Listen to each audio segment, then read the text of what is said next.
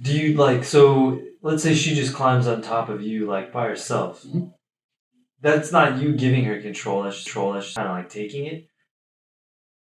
And then you say like just relax, just do what you want to do. Like then you're kind of giving her control, and so then she's surrendering, or is she surrendering like the whole time by climbing on top of you in the first place? Well, I feel like you're trying to fit it into this kind of strict funnel. Keep in mind, this is just a model. This is not the infinite dynamic, unpredictable reality. Okay? This is a model. So there's going to be parts where the model isn't totally elegant. But in that sense, or in that situation, you could tell her to get off. I mean, you are in control because you're bigger and stronger than she is. All right. Um, so she's doing it probably because she feels really comfortable and safe doing that.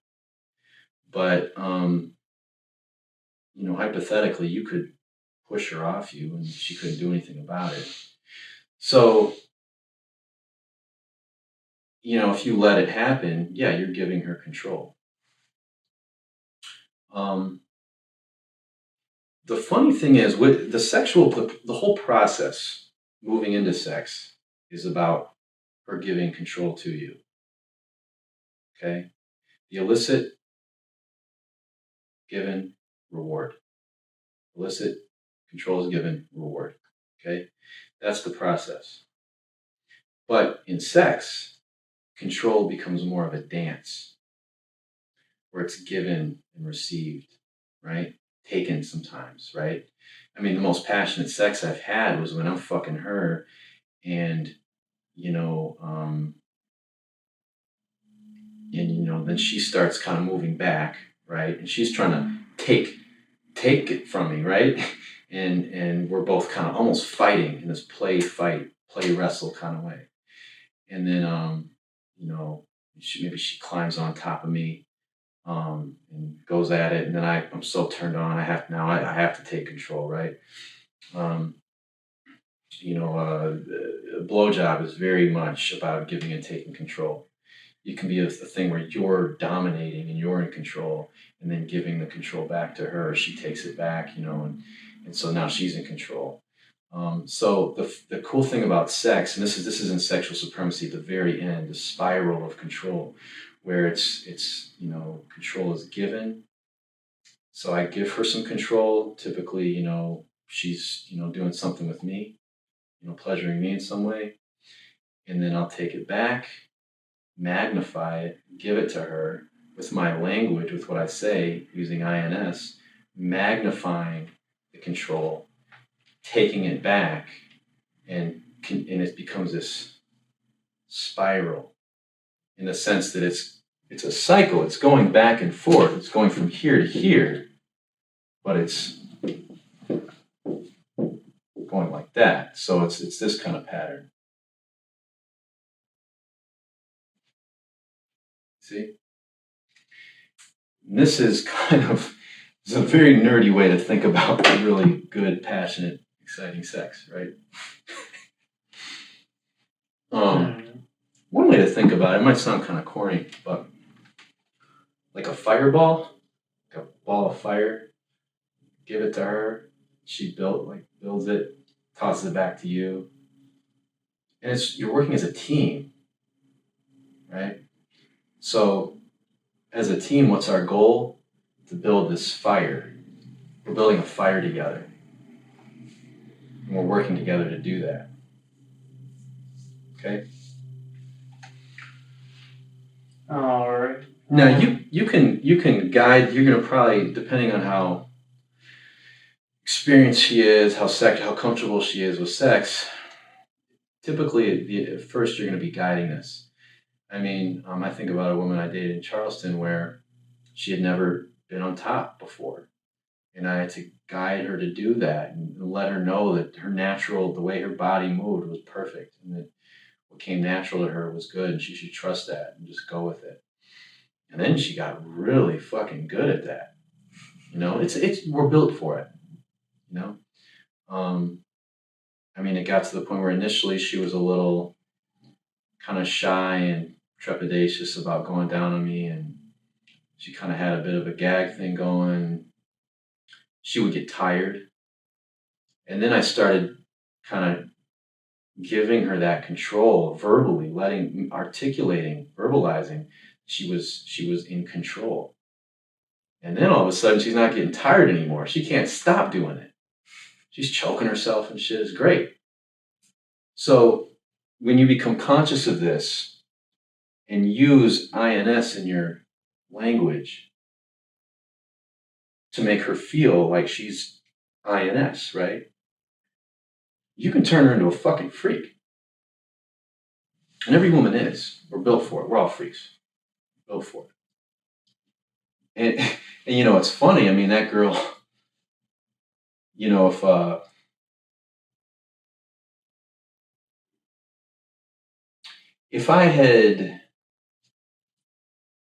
didn't know any better, I would have thought she was like practicing or something. But the funny thing I realized is that women have an inherent sexual intelligence that is like you know when you've seen like you've seen a porn, maybe like a porno scene where that woman is sucking the dick like exactly like how it should be. The cheeks are going in, the lips are puckered, she's looking up at the guy, she's gagging, and you're just like, that's like a work of art. It's beautiful. Why can't every woman do that? Well, every woman does know how to do that. Every woman does know how to do that. It's natural. It's a natural intelligence they have. It's really a matter of letting go and going with how you feel. The way to be good in bed is just enthusiasm, right? Just enthusiasm for the other person. So, yeah, you can really get a woman to be very good at sex by thinking about this. And that's very important because, man, imagine if she's had the best sex of her life with you. I mean, you get a lot more leeway in terms of what she'll put up with. You also are always going to have that special place. I mean, you can hear it on the women in the interviews on sexual supremacy. They have boyfriends now. We haven't seen each other for a year or two, 3 years in one case, I think, something like that. Still, like, if they ran into me, it's on, even if they're married. Okay, those are just the ones I could get on the phone.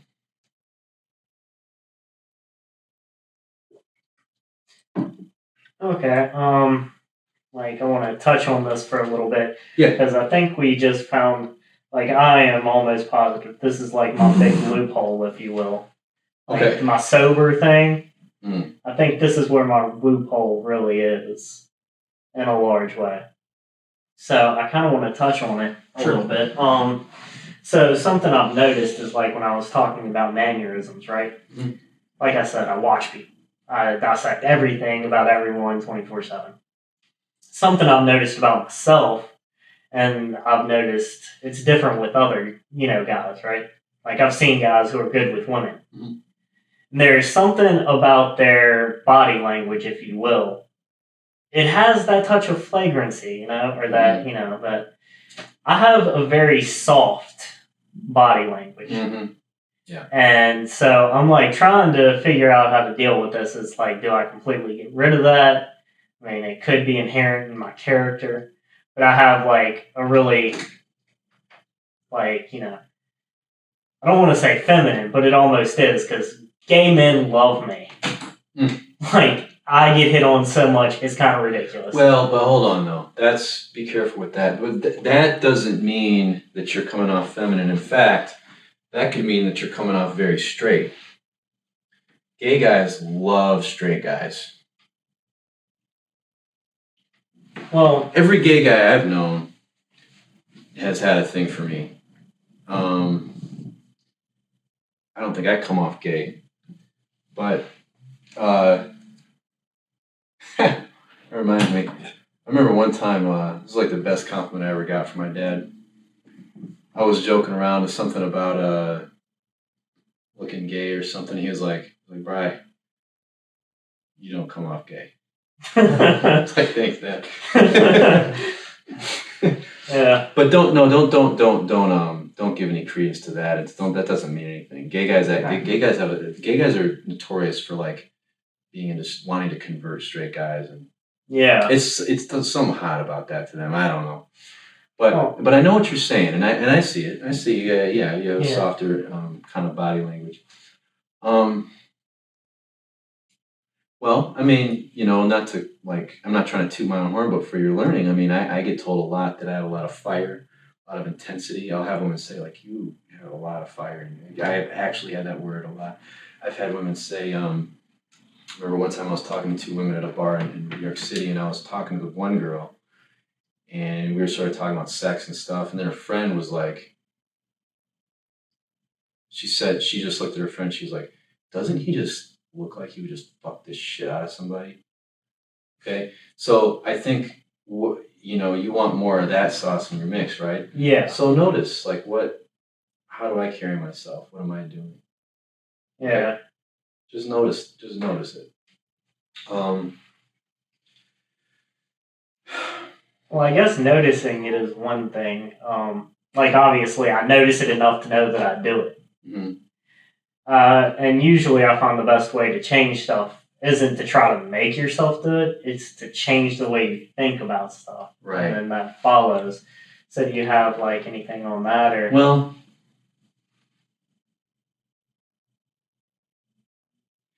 a lot of times when I'm with a woman, I'm looking at her.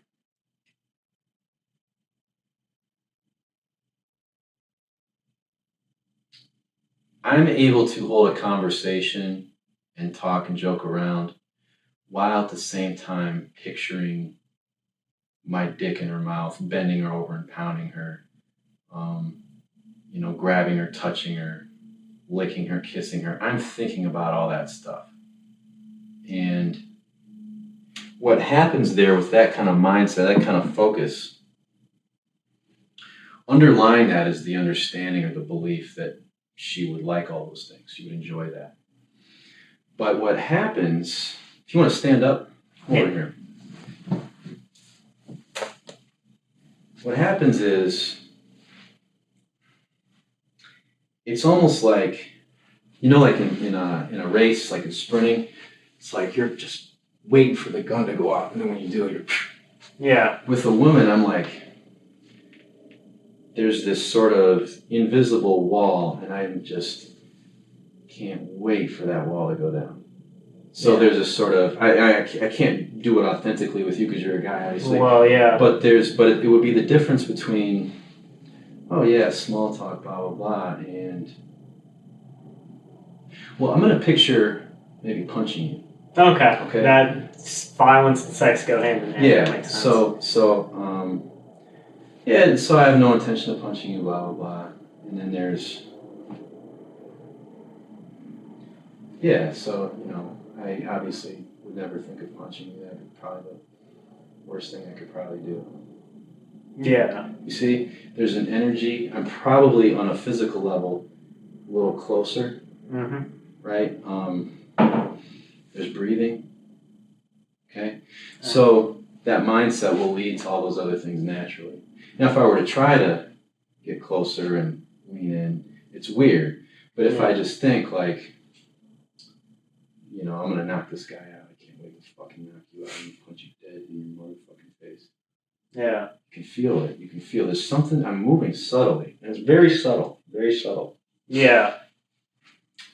So maybe try to work on, I've tried that before, by the way, thinking about sex while actually, I can't do it that well. Well, before. Here's the thing though. It's not the whole time. It's at moments. So I'm not like this the whole time. Yeah. It's like I'm like this, maybe a woman says something cute, or maybe she does a little dance to the music or something, and there's that. Yeah. And then we go back into conversation. Yeah, blah, blah, blah, blah, blah, blah, blah. Talking. Yeah. Okay. So it's not the whole time. It's just at moments. It's a reward, actually. Yeah. They can feel that. Okay. Well, there's one other thing I want to say about it. Oh, the other thing about that, trying to think about focus sexually while having a conversation, it will dumb your conversation down. Conversation will be lighter and a little less substantial in terms of content. Yeah. But that's fine. That's good. You're probably too high comprehension, high intellect, and it would probably serve you to dumb that down. So when you're focused in a sexual way and you're kind of like, you can't give as much attention to what you're saying, right? Yeah. So then it is gonna be dumbed down. It's gonna be a little lighter and less intellectual. But that's good. That's why a lot of guys who aren't very smart get laid. Yeah, they're great with women on that side. Because, well, think about it. With a woman, you're not trying to figure out the universe with her. Yeah. You're trying to experience the universe with her. Okay. So figuring out the universe and experiencing the universe are two different things. To experience the universe, you don't even need any IQ whatsoever. Yeah. So the goal is different. The goal at work is figure shit out. With a woman, it's play, dance, feeling each other. Yeah. So you can talk about groceries and say, yeah, I'm going to get some groceries and, maybe I'll get some broccoli and cucumbers and asparagus, maybe some pork and ground beef. I don't know. All different kinds. What are you going to get at the grocery store? Oh, man, I'm going to get brown rice, some pinto beans. I'm a huge fan of celery. And, yeah, me too. And yeah, carrots. Celery's delicious. Yeah. Okay. So, do I care about celery? No. What am I saying or responding to or agreeing with is the energy you're giving me, what I'm seeing from you, your mannerisms, your expression. That's where the conversation is. It's not about the celery and the cucumbers. It's about you. Yeah. Okay. Cool. I mean, I tell you, my conversations just are getting dumber and dumber. They really are. My conversations with women. Really? I said really. Yeah. I believe that. Yeah. Yeah. To the point where they're getting really just bizarre. Like this one girl I see a lot. A lot of times I just say inane questions. Like, oh yeah, she says, I bought this really cool shirt the other day. Yeah? Yeah, it's so awesome. Oh. You sure it's awesome? Yeah. How do you know it's awesome? Well, it's really cool, blah, blah, blah. Oh, that makes it awesome?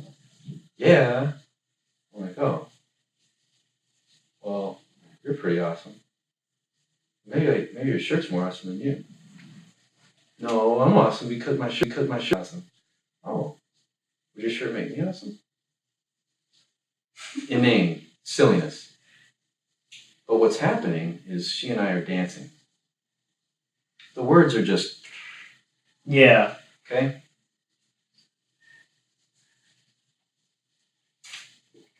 So that conversation will usually end with,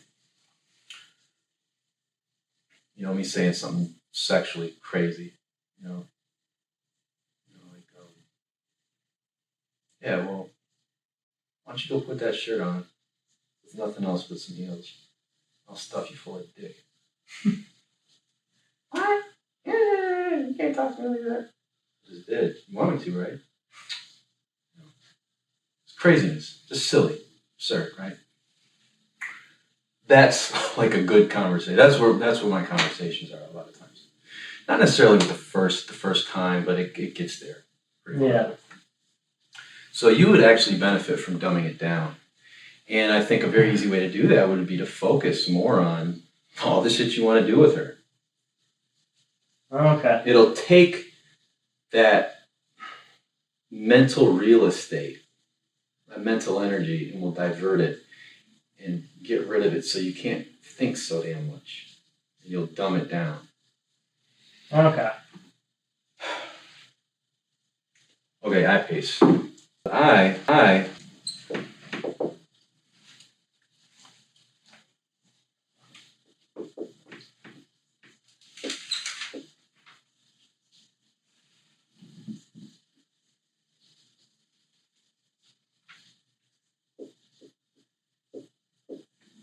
Remember this? I. This is where it starts. This is where all the focalities start. I, the great I am. Being, I am. Consciousness, I. You ever heard I am that I am? Who are you? I am that I am. Which is the same as God or being. I am that I am. So I starts with I. Also, it can mean I loc. My guidance comes from me. Starts with me. Also means intention.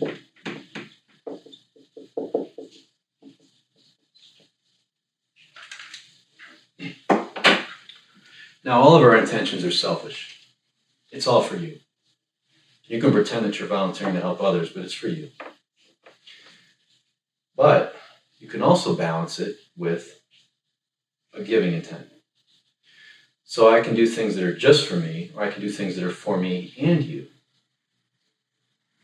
Ultimately, that's still for me because by helping you, I'm really feeling better about myself, right? But nonetheless, the effect is the same. You're helped as well. So it's always selfish. It's always about you.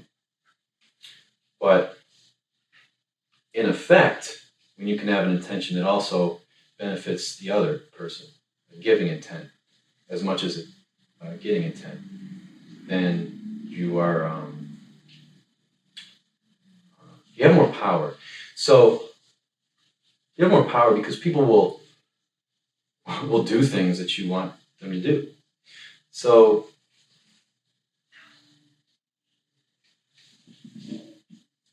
on a conscious level, having a giving intention balances this.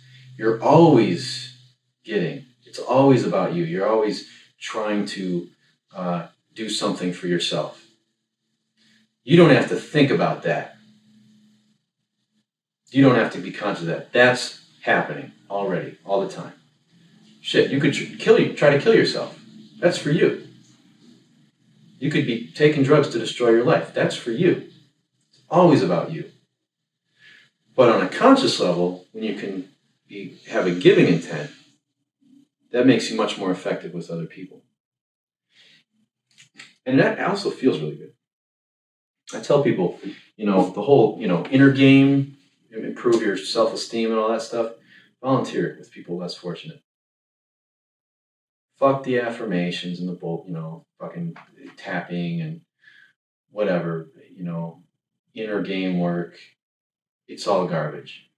There's nothing more real and effective than helping others who need your help, who need help more than you need help. That changes. You disappear. Your little bullshit story disappears. Okay? So this is very powerful. Volunteering is a great way to do that. I like to volunteer with kids.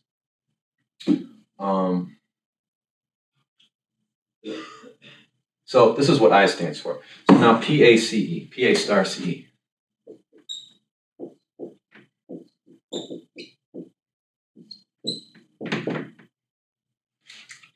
This is protection. So protection,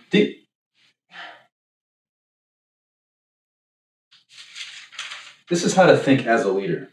This is how leaders think. They're always in one of these. Okay? Is it possible to do a nap while in any of the PACE focalities?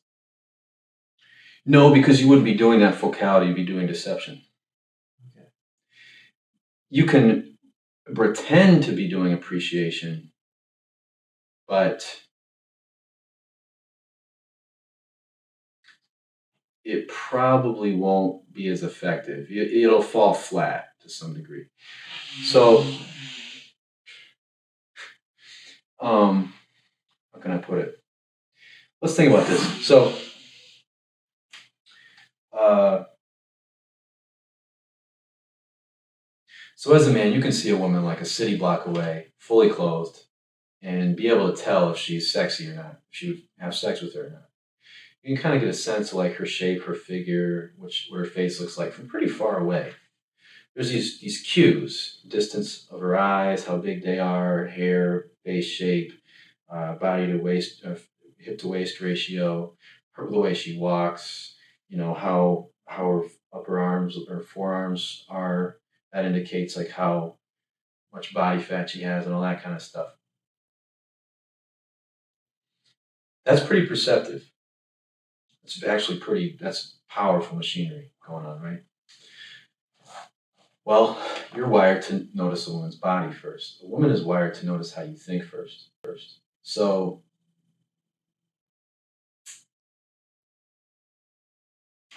okay, but with that woman, it's possible that as she gets closer, you notice she's a lot older than you thought she was, or her skin isn't as nice as you thought it was, or maybe something about her face isn't as pretty as she was, 100 yards away or 20 yards away. You notice maybe some imperfections and stuff. So the machinery is pretty powerful, but it's not perfect. I mean, the obvious one is when you're at a nightclub, and then the lights come on, the ugly lights, right? When you drink, it dims your perception. A girl looks hot, and then when you're sober, it's like, oh my God. So in the same way, you can be napping, you can be using deception, but B&Ds. And depending on the woman, the environment, how clearly she can observe you, whether it's really loud, it's dark, she might not detect it as well. She can't see your thoughts. But the more you're in these focalities, the more success you'll have, the more of an impact you'll have. Okay? So to answer your question, yeah, it's possible. And yeah, it's possible to be seeking approval. I mean, it happens to me. I still do it. I mean, I still fall into that. The big trigger for me really is like, how's my life going right now? It's more of a self-respect thing. Am I getting the things done that I want? Am I working out? Do I like how I look? Money is a huge one. So that affects my level of approval seeking. It sneaks in there. Okay. Do you mean like when you're talking about those things, it happens, or when somebody asks you a question about those things, it kind of? No, I mean in general. Like if I'm not feeling particularly proud of myself, I will struggle with women. Like not just like my results dip. Like Brian will struggle with women. Okay. So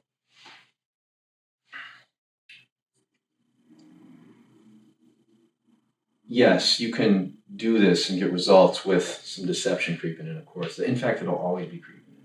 You just want to reduce it more and more. Your whole life is about reducing it. Okay? So with protection, I will.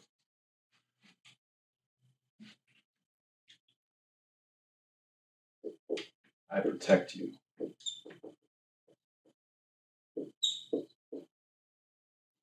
I appreciate you.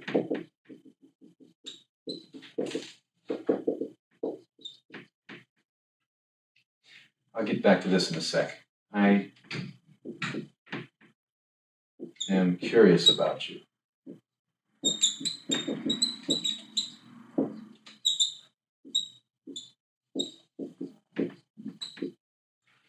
And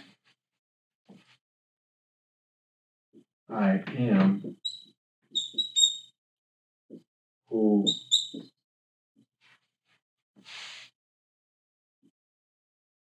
see that? I can't have any lowercase. Oh, fuck. OCD. I am who I am. Okay. This is conditional appreciation or appreciation potential. I would appreciate you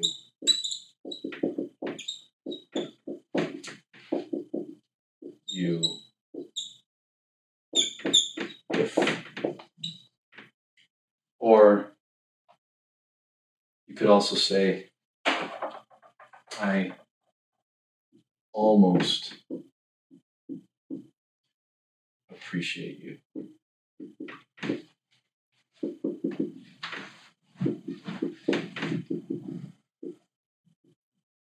And that's teasing. But that's also, like I gave you guys the example of the girl who was, playing games with me. When I said, well, just talk to me like a normal person. Okay? I'm being real, you can be real. What's your name? That's appreciation potential. I'm saying, stop the bullshit, talk to me like a real person. Now that's the time when it's serious.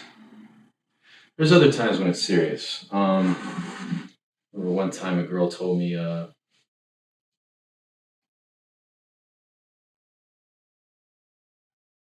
we had been sleeping together for a while. She said something about, yeah, well, you're just getting, it must be nice for you to just get sex all the time. Like, you're getting laid or whatever, talking about me and her. And I had to check that. Right? So I said, first of all, I give sex to you. Okay? I enjoy having sex with you, but don't ever for a second pretend that you're doing me a favor. I don't want any favors from you. And after all the time we spent together, for you to say that, that's disrespectful. And then I just looked at her and she got the shit together, right? That's when it's serious. But 9 times out of 10, this is joking, this is playing. Even in those contexts, I could have probably joked around a little more about it.